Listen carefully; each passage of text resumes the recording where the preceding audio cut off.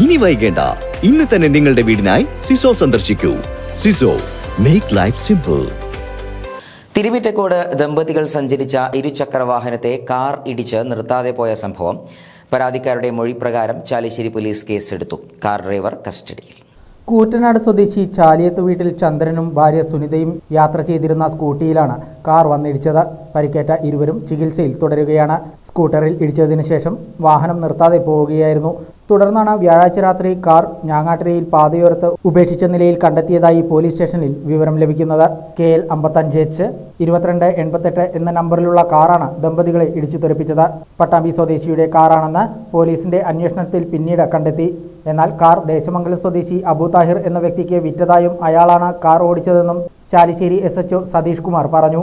Abu താഹിറിനെ police സ്റ്റേഷനിലേക്ക് വിളിച്ചു വരുത്തിയിട്ടുണ്ട്.